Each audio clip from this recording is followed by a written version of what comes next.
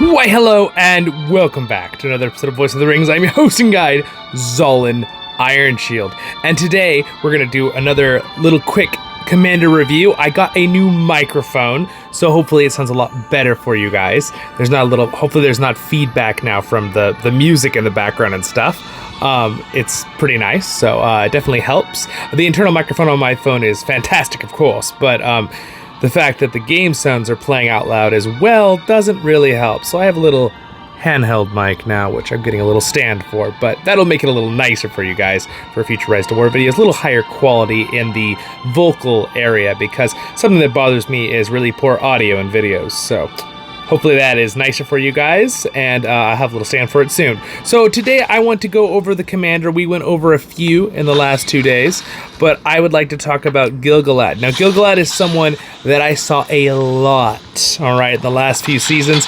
He's a very powerful commander. He counters a couple people. He's very good against the Witch King and a couple other characters that are really strong in the meta right now. So anyway, let's go down that thing at the bottom right down there. Go ahead and click that, all right. And now, basically, we're going to look at the top builds first, because that's kind of, what we'll strive to hit and aim for, right? But, of course, obviously, it's not always going to be possible for all of us. But let's go ahead and click this guy right here, this rank 25. All right, we'll check out his stuff. So this guy, obviously, is a super whale among super whales. I know when I show you guys this, guys, the majority of us aren't going to have this. Okay, I get that. But again, these are good items to aim for later on. I do, again, highly recommend for a lot of you, if you are someone that's free to play, if you can rather max out some purple items, that would be really good. I will try to make some videos too that focus on that, and including today, we'll talk about some good purple items you could use for Gil-galad, okay, as well, if you're someone who doesn't have all these crazy gold items. So first things first, talk about his skills here, all right. So this person they like to aim for, obviously, with their skills, is that he's got a lot of good things. People usually drop 1 point in the icicle one, and it's actually Koliglos, his spear, which there's a pretty cool song by the Glass Hammer Band, if you know who that is. They did a pretty cool song about this. Anyway, I think I mentioned it in a Lotro Life video. But they throw it in there because you do some damage, and then you stun for 1 round. All right, for those 2 people you hit, deals, and it's a stun, 1 round, 2 enemy units, which is really, really good. So these people just throw 1 point in that, so that's always good to have 1 point in that at least. And then he's got Kingly Kin. First 2 rounds, elves, 70% chance to evade all damage. This is why he's super, super good against the Witch King, because if you know about the Witch King, he has an ability that basically gives him initiative, and that first 2 rounds where he can basically, and also one that allows him to hit again with his units. So with their alchemists, they try to just blow you up in 1 hit. Well, this kind of negates that a lot of the times, so that's why he's very good against him. And other people that are early hitters in the first few rounds there, again, as you can see in the first 2 rounds, have a 70% chance to evade all damage. Then he also threw points into this. You might want to do this on top of it. If you don't have as many ranks in him, you may not want to put them into this one yet, but this basically allies do more damage. All right, your allies, great, wonderful. Then you got White Council. Again, this is another thing that reduces focus damage you take, which is also, and so that's really, really good against, reduces your fire damage and stuff too. So that's very, very good against the Witch King as well, and other fire units. Or anyone that is focused, like Sauron even maybe, or Galadriel, if you're fighting them, those kind of characters. So this guy is he's a very good commander. He's way up there. I would rate him as an A+S commander, right? He's way up there. He's very, very good. High Alert.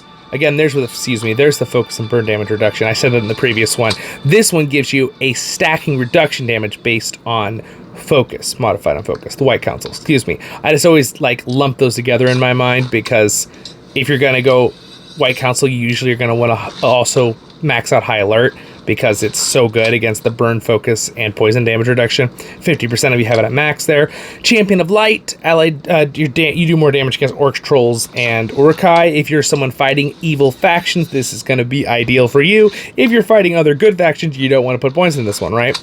Right. High King, this is if you're rank 5 with him, right? You won't be able to use this unless you're rank 5 with him. Again, you all know there's rank 3, you can use the second part of the tree, and rank 5, you can use the whole tree, right? The 5th part, all right?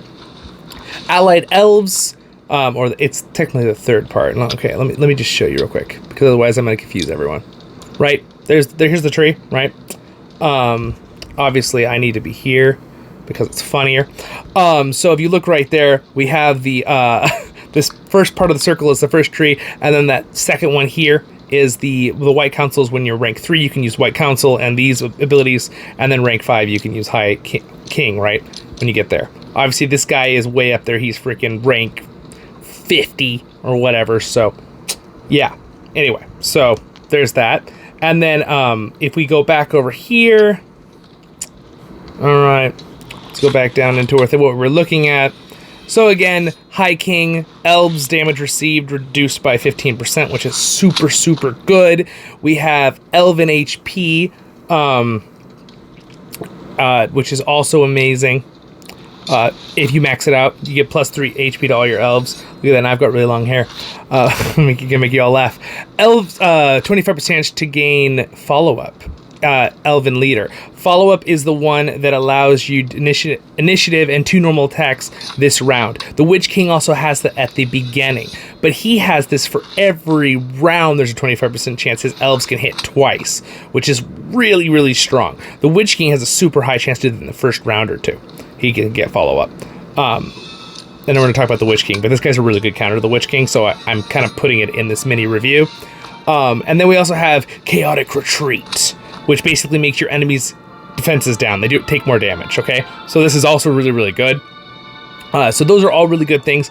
I would recommend, again, if you're not rank 5 yet, definitely High Alert and White Council is great. Put 1 point in this no matter what. If we actually go into his abilities real quick here, let's look at his abilities real fast. You can also, of course, use Dazzle early. That gives a stun, another way to get stunned besides Icicle.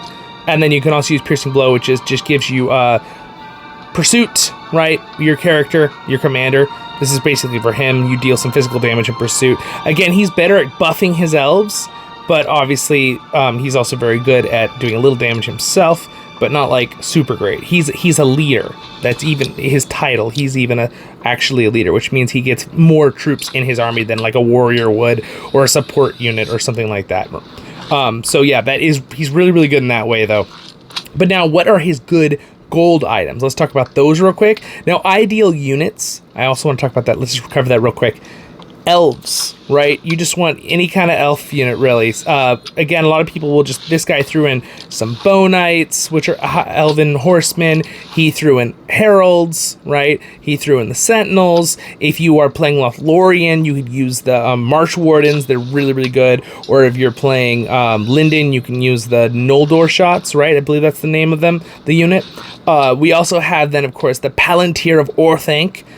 This is a great item in general for him because he wants to focus on, again, if you look at his things that are scaling, I don't know if he has any direct scaling abilities from Focus or Might.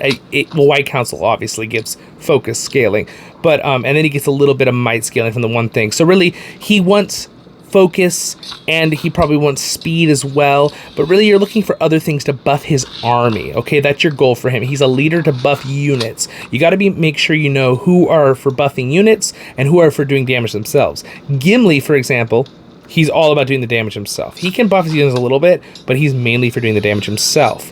When it comes to Gil-galad, he's a leader. He really wants to buff his units. So again, if you look at the Palantir here, allied melee damage.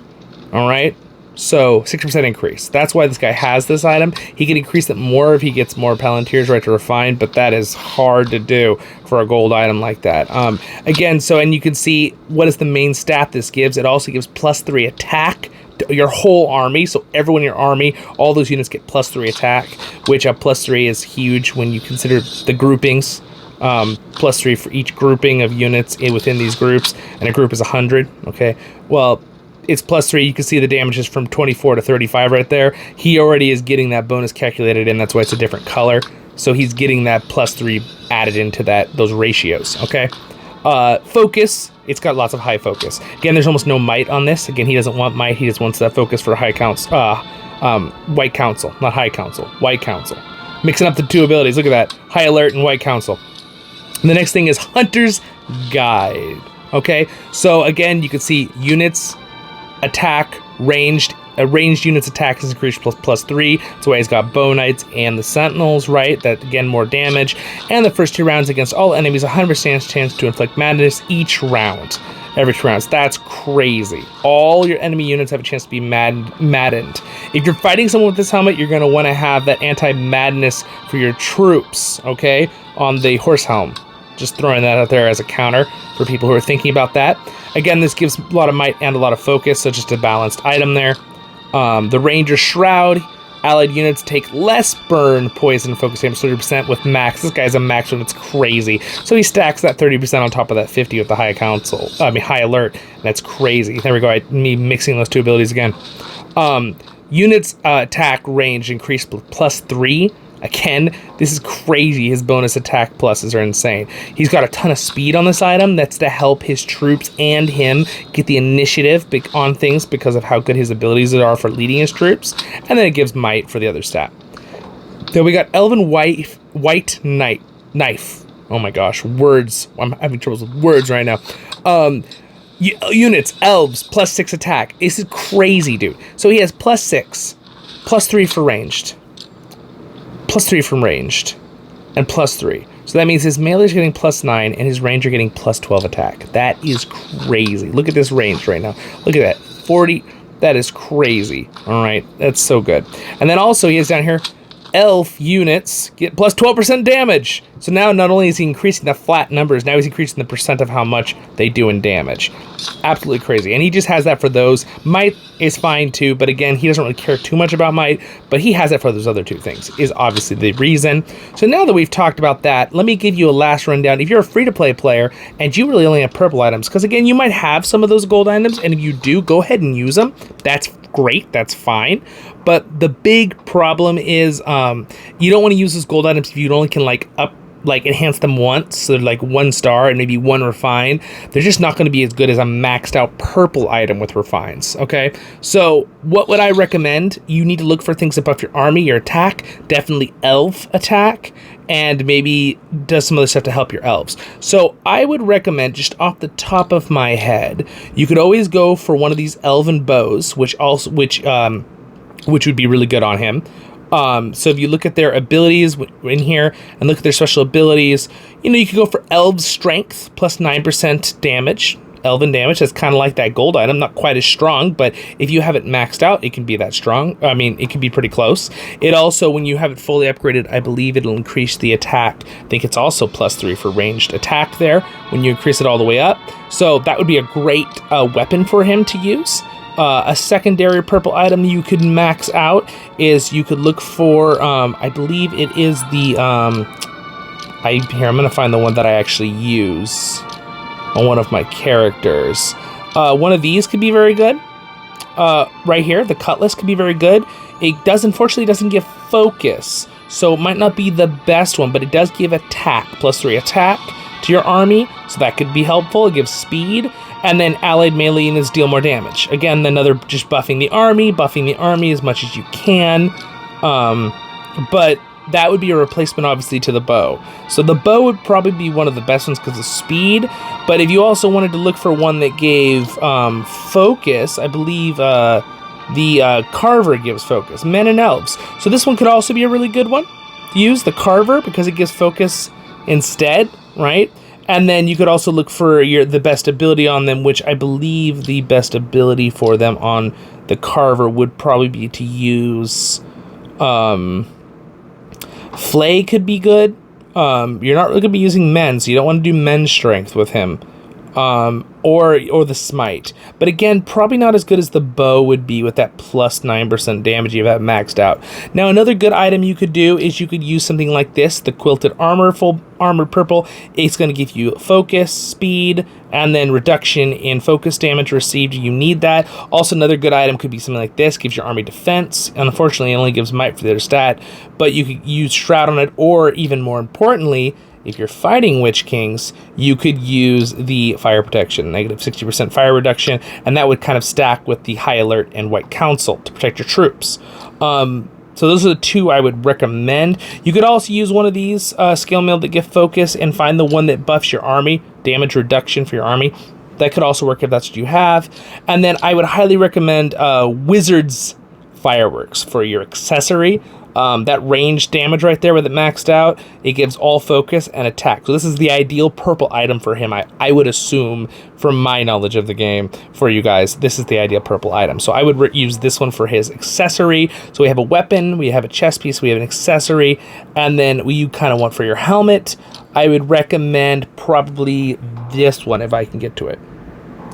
There it is. This one right here, the Hysteria one is fine. This is definitely going to be his ideal one, but I would go for the effect of allied range damage. Received is good. Poison damage, it's really up to you. I think the Madness one would probably be the best, actually. Maybe the Madness one would be the best. Just a chance to madden your enemies to kind of ruin them and buff your troops. And again, this gives speed, focus, and when it's maxed, it's +3 attack to your army. So this would be the ideal purple item for him, okay? The Trapper's Hood. And then you can kind of decide with the ability, but Hysteria is probably a good one to have on him. So anyway, my friends, I think that is about it, what I wanted to cover with that guy today. We really kind of went in detail there. I was supposed to be more on my short videos on him, but I wanted to also give you the options of knowing about the different purple items, because a lot of us are not going to be able to build massively fully done gold items with refines. I'm someone that's played all the last like 9 seasons, and I still don't have that for a character to have full golds, and I've even spent a little bit of money on this game and I still don't have that.